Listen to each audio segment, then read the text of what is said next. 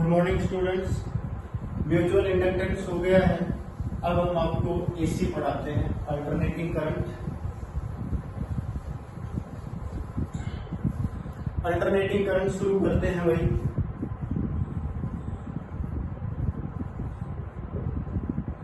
Alternating current AC, इसके basic से शुरू करते हैं। वैसे तो मैंने आपसे एक बार पहले भी बताया था, जब आप किसी भी करंट कैरिंग कॉइल को मैग्नेटिक फील्ड में मूव कराते हैं, जब आप किसी भी कॉइल को मैग्नेटिक फील्ड में मूव कराते हैं तो इंड्यूस्ड ईएमएफ प्रोड्यूस होता है। और इंड्यूस्ड ईएमएफ, उसमें हमने आपको डायरेक्शन भी बताई थी और ग्राफ भी बनाकर बताया था। तो चलो ग्राफ से ही शुरू कर लेते हैं। शायद आपको याद होगा, हमने इस तरह का ग्राफ बनाया, ठीक है भाई। ये हमारे पास जो ग्राफ था, ये टाइम पीरियड और एंगल के साथ था। टाइम पीरियड भी आप ले सकते हो, यहाँ पर आपने ईएमएफ लिया था और करंट भी आप ले सकते हो। ये आपके पास अल्टरनेटिंग करंट का ग्राफ, अल्टरनेटिंग करंट। अब अल्टरनेटिंग करंट का मतलब समझ गए होंगे कि पहले पॉजिटिव हाफ साइकिल, फिर negative half cycle, again positive, again negative, और इस तरह से ये ग्राफ चलता रहेगा। सबसे इंपॉर्टेंट पॉइंट ये। अब इसमें आपने ये समझना है कि ये ग्राफ क्यों चेंज हो रहा है। अगर हम कहेंगे कि करंट इंक्रीज हो गया, हर पॉइंट पर करंट चेंज हो रहा है, इसका मतलब करंट की डेफिनेशन क्या थी, वी नो। हम क्या जानते हैं भाई, I is equal to d q by d t. भाई करंट क्या होता है, rate of change of charge. I is equal to d q by d t होता है ना भाई, कि कितना चार्ज कितने टाइम में पास हो रहा है कंडक्टर के अंदर। तो अगर यहाँ से हम ये बोलते हैं कि करंट इंक्रीज हो रहा है, इसका मतलब नंबर ऑफ चार्ज पार्टिकल भी इंक्रीज हो रहे हैं। यहाँ पर मैक्सिमम हो जाते हैं, उसके बाद फिर दोबारा से चार्ज पार्टिकल क्या हो जाते हैं, डिक्रीज होना शुरू हो जाते हैं। मतलब हम ये कह सकते हैं कि किसी भी टाइम, तो जितना भी जो टाइम इंटरवल है, उसमें हर टाइम में चार्ज पार्टिकल हमेशा सेम नहीं होते। ये सबसे इंपॉर्टेंट बात है। जो फ्लो ऑफ चार्ज पार्टिकल है, इंक्रीज होता है, डिक्रीज होता है, अपोजिट डायरेक्शन जाता है, फिर दोबारा इंक्रीज डिक्रीज होता है, और ये प्रोसेस चलता रहता है। ये इसीलिए अल्टरनेट है। मतलब एक बार पॉजिटिव डायरेक्शन में जाता है तो दूसरी बार नेगेटिव डायरेक्शन में। ये इस तरह से मूव होता है। अगर हम डायरेक्ट करंट की बात करें तो डायरेक्ट करंट को यू ग्राफ बना देंगे। ये जो ग्राफ है, ये डायरेक्ट करंट का है। इसका मतलब क्या है, magnitude do not change with respect to time. इसके अंदर क्या होता है भाई, magnitude change, magnitude change with respect to time.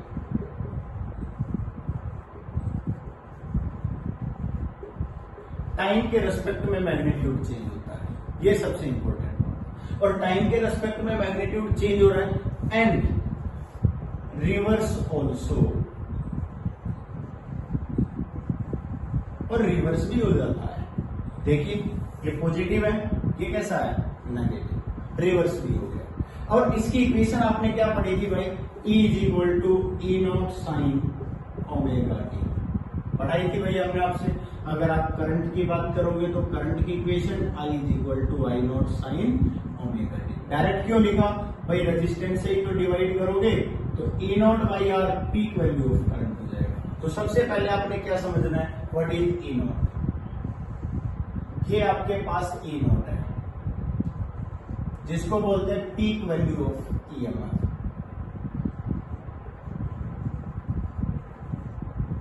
समझ आ गया होगा।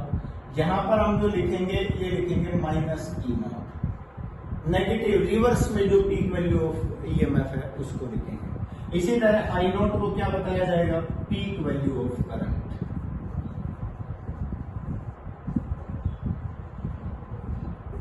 पॉइंट क्लियर हुआ। अब दूसरी बात, जो हमने ये इक्वेशन लिखी है, I is equal to I naught sine omega t. T time interval at any instant, time at any instant. Clear. दूसरा, हम ओमेगा लिख रहे हैं, यहां पर ओमेगा लिख रहे हैं तो देखिए ओमेगा इज इक्वल टू क्या लिखते हैं, 2 pi upon time period. Here ये जो है time period of one cycle, complete cycle, ये याद रखना। जो T है ये time period of one complete cycle. ठीक है भाई, इसका मतलब क्या है कि 1/T इज इक्वल टू क्या लिखते हैं, फ्रीक्वेंसी, F से भी डिनोट करते हैं। मतलब ओमेगा इज इक्वल टू क्या लिख सकते हो, 2/μ। अगर ये वैल्यू यहां पुट की जाए तो EMF की वैल्यू क्या हो जाएगी, E is equal to A0 sine of omega T है 2πμ। ये भी लिख सकते हो, और करंट की वैल्यू भी इसी तरह लिख सकते हो, I is equal to I0 sine of 2πμ। इसी तरह आप करंट की वैल्यू भी लिख सकते हो। न्यू आपके पास फ्रीक्वेंसी है, और फ्रीक्वेंसी का मतलब समझ गए होंगे, number of cycle pass in 1 second. New क्या है आपके पास, फ्रीक्वेंसी।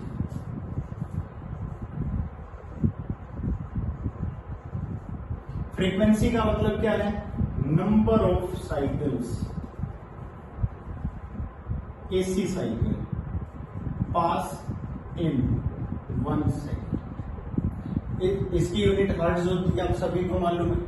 आपको पता है कि अब हमारे घर में कितनी आती है बेटा, 50 हर्ट्ज फ्रीक्वेंसी आती है।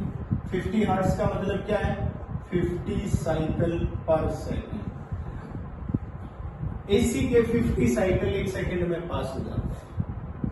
1 कंप्लीट साइकिल की बात कर रहा हूं। ये जो टाइम पीरियड है ये है T, जिसमें एक पॉजिटिव और एक नेगेटिव दोनों साइकिल आ जाते हैं।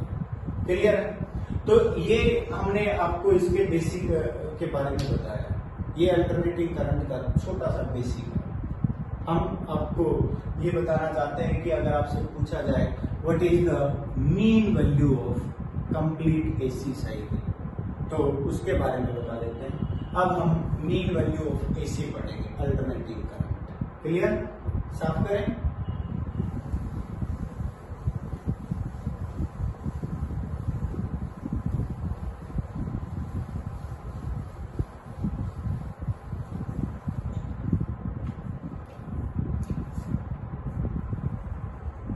Mean value of AC, 1 minute भाई, ठीक है। मीन वैल्यू ऑफ AC, आपको पता है कि आप I is equal to I0 sine omega T लिखते हो। अल्टरनेटिंग करंट की इक्वेशन है, ये हम सब जानते हैं, और हम इसी के बेस पर कंप्लीट यूनिट पढ़ने वाले हैं। यही इसी इक्वेशन के आधार पे पूरी यूनिट पढ़ेंगे। देखिए मैंने लिखा I is equal to I0 sine omega T, लिख दिया आपने। अब देखो बेटा ध्यान से कि अगर मान लीजिए हम इसका सॉल्यूशन करें, हम आपसे मीन वैल्यू की बात कर रहे हैं। थोड़ी देर पहले मैंने एक पॉइंट का जिक्र किया था, पता है क्या कहा था मैंने ये कहा था कि भाई कोई भी ऐसी साइकिल बना दो, और मैंने ये कहा था कि जब आप इस साइकिल की बात करते हो तो हर पॉइंट पर नंबर ऑफ चार्जेस की बात करें तो डिफरेंट डिफरेंट है। बोलो कहा था, या तो रिवर्स डायरेक्शन में जाना शुरू हो गए चार्जेस। क्यों डिफरेंट है?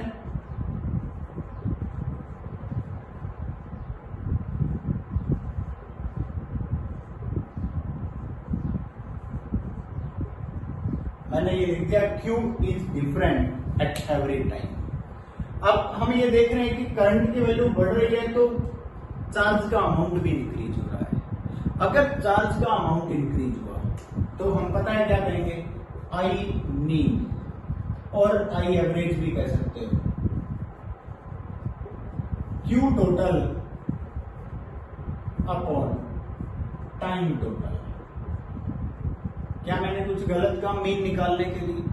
मैंने ये कहा कि भाई आपने मीन करंट निकालना है।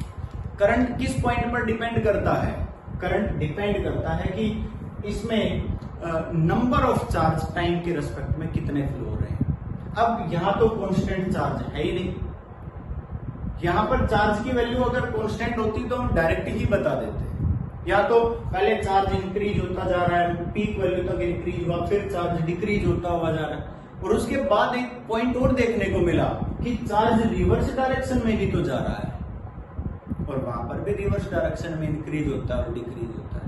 ये सबसे इंपॉर्टेंट पॉइंट है। मींस कंडक्टर में चार्ज पहले इधर जा रहा था, फिर बाद में देखा अगले साइकिल में तो वापस ही जा रहा है। तो यहाँ पर आपने करंट को मीन निकालना है। वैसे तो आप समझ रहे होंगे कि जीरो आएगा कंप्लीट साइकिल के, पर फिर भी हम करते हैं। देखिए मैं कहता हूं यहाँ टाइम पीरियड 0 से शुरू करते हैं, हम इधर टाइम पीरियड लेते हैं, यहां तक का टाइम पीरियड t, ये हाफ साइकिल है तो t/2, और जहां तक भी लेना है वहां तक ले लीजिए। हमारा जो मेन मकसद है वो क्या है, Q निकालना। अब Q टोटल निकालना है फॉर वन कंप्लीट साइकिल। यहाँ पर alternating current for complete cycle लिख देता हूं। यहां हम कंप्लीट साइकिल की बात कर रहे हैं। इस कंप्लीट साइकिल में अगर हम देखें तो हम क्या कहेंगे, वी नो, इंटीग्रेशन मेथड लगा देते हैं। I इज इक्वल टू क्या होता है भाई, dq अपॉन dt, और dq इज इक्वल टू क्या हो जाएगा, I इंटू dt। दोनों तरफ इंटीग्रेशन कर दिया तो dq का इंटीग्रेशन करेंगे तो q आ जाएगा integration of I naught sine omega t into dt। यहां तक कोई प्रॉब्लम? हमने क्या किया, I की इक्वेशन पुट कर दी, I is equal to I naught sine omega t, ये इक्वेशन समझ गए। I की value I naught sine omega t यहाँ पुट की और इंटीग्रेशन कर देंगे फॉर कंप्लीट साइकिल 0 से t। क्या लिख देते हैं for complete cycle. Clear? Complete cycle अगर हम यहाँ देखेंगे तो टाइम के रेस्पेक्ट में इंटीग्रेशन हो रहा है, और टाइम हम देख लेंगे कि कहां से कहां तक करना है। मेरी बात समझ गई? अब देखो ध्यान से कि यहाँ dt टाइम के रेस्पेक्ट में हो रहा है, 0 से टाइम पीरियड t कर देते हैं कंप्लीट साइकिल, क्योंकि एक साइकिल 0 से t तक ही है भाई। अब यहाँ पर जो मीन निकालना है तो यहाँ का जो टाइम टोटल है आपको पता होना चाहिए, कैपिटल T है, मैंने लिख रखा है। यहाँ से यहाँ तक का जो टाइम पीरियड है वो कितना है, कैपिटल T है कंप्लीट साइकिल। अब हम क्या कहेंगे भाई, I average is equal to integration of 0 to t I naught sine omega t dt upon कितना टाइम था भाई, t। क्लियर है? इंटीग्रेशन करते हैं। अगर आपको इंटीग्रेशन आता है तो आप आसानी से समझ जाएंगे। हमने लिखा आई एवरेज, बोलो भाई आई नॉट पीक वैल्यू है, कांस्टेंट है।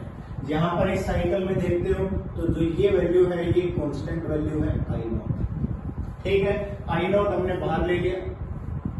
साइन ओमेगा टी का इंटीग्रेशन क्या होता है, और ये टाइम पीरियड है, इसको भी हमने बाहर ले लिया। साइन ओमेगा टी का इंटीग्रेशन होता है minus cos omega T upon omega. कोई प्रॉब्लम है?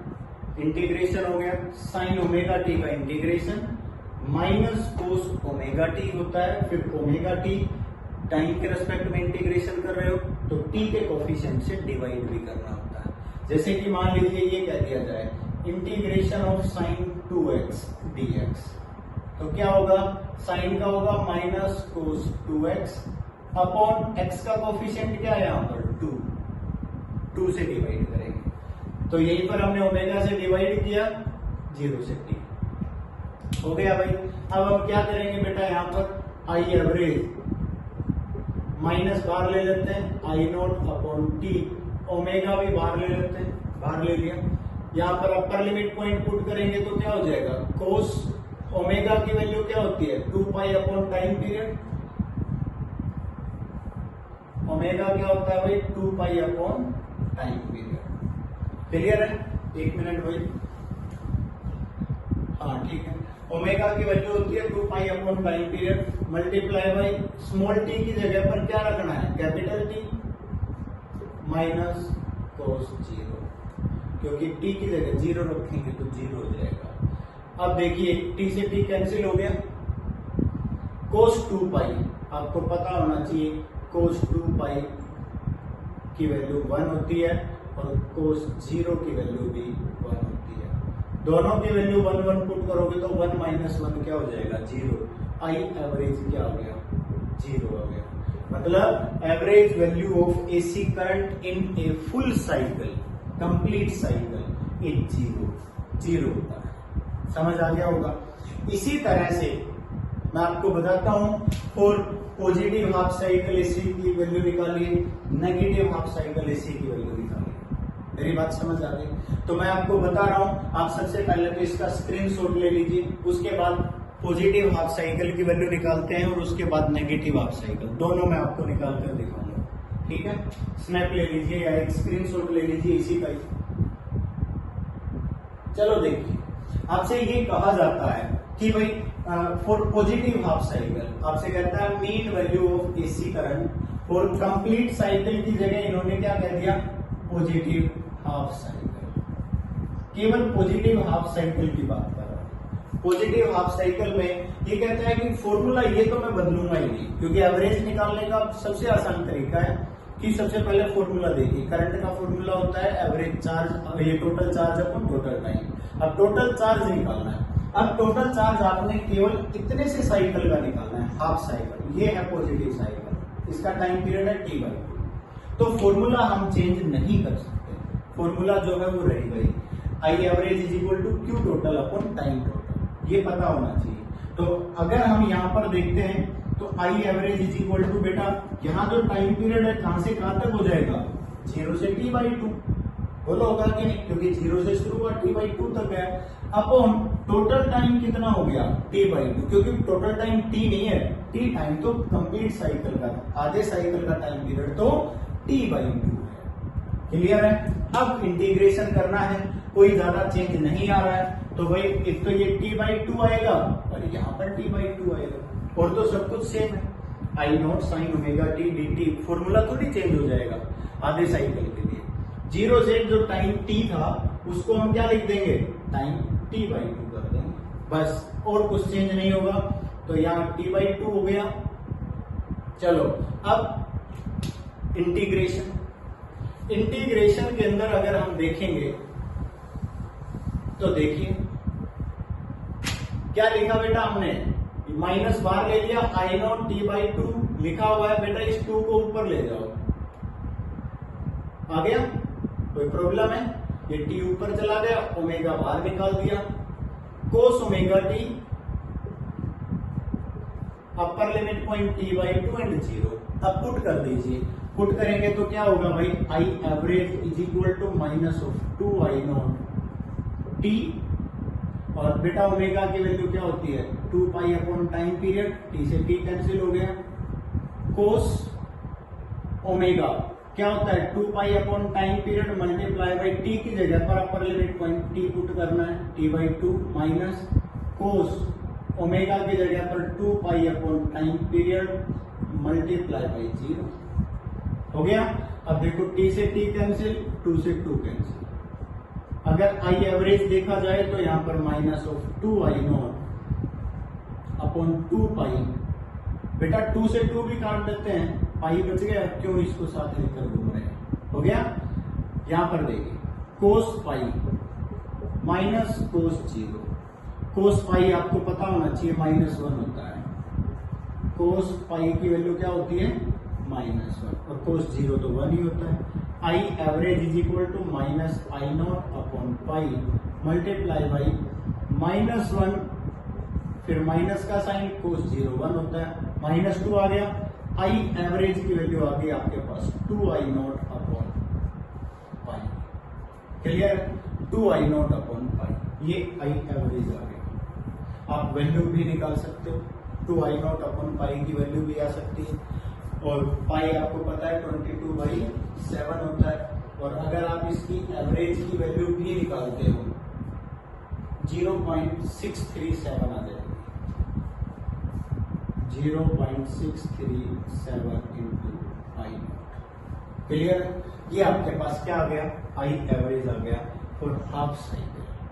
किसके लिए आया भाई, पॉजिटिव हाफ साइकिल। एक स्नैप ले लीजिए इसके लिए, उसके बाद नेगेटिव के लिए बता देते हैं, और आगे ये तो मैं आपको प्रैक्टिस के लिए बता रहा हूं, आगे मैं पॉजिटिव केवल एक ही साइकिल या पॉजिटिव के बारे में बताऊं या नेगेटिव के बारे में एक ही बताऊंगा, और उसके बाद आपने केवल लिमिट पॉइंट रखकर खुद सॉल्यूशन करना है। ये तो मैंने आपको प्रैक्टिस के लिए आज बता दिया।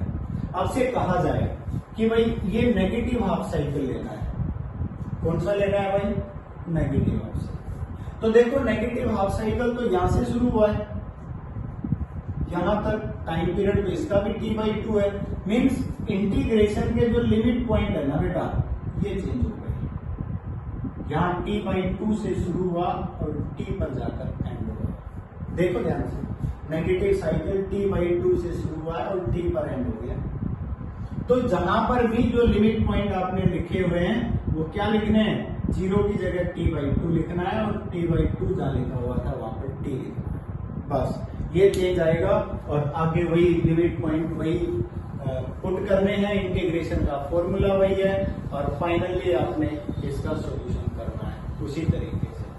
जब आप नेगेटिव हाफ साइकिल की बात करेंगे, यहाँ पर देखिए यहाँ लिखेंगे t/2 और यहाँ क्या लिखेंगे t/2, यहाँ क्या लिखेंगे t, यहाँ और सब कुछ सेम रहेगा। अब upper limit point minus lower limit point, तो क्या हो जाएगा, I average is equal to -2I0 upon t into 2 upon time period, t से t कैंसिल, 2 से 2 कैंसिल, उसके बाद cos 2 upon time period multiply by capital T minus cos 2 upon time period multiply by t/2, t से t cancel, 2 से 2 cancel, t से t cancel, cos 2 क्या होता है बेटा 0, सॉरी कोस 2 क्या होता है 1, माइनस कोस क्या होता है -1, तो क्या हो गया +1, I average is equal to -2 upon क्या बचा हुआ है 2I0 अपॉन पाई, बोलो बचा हुआ है, ये क्या आ जाएगा, 2 से तो कैंसिल हो गया था ना भाई, 2 से 2 कैंसिल हो गया था, 1 + 1 क्या हो गया 2, I average is equal to -2I0 upon pi आ गया। केवल किसका फर्क आया, पॉजिटिव नेगेटिव में प्लस माइनस का फर्क आया बस। ये क्या हो जाएगा -0.637 इंटू आई, और पॉजिटिव के लिए क्या था +0.637 इंटू I0। अगर आप पॉजिटिव और नेगेटिव दोनों को कंबाइन कर देते हो तो फुल साइकिल के लिए क्या हो जाता है 0।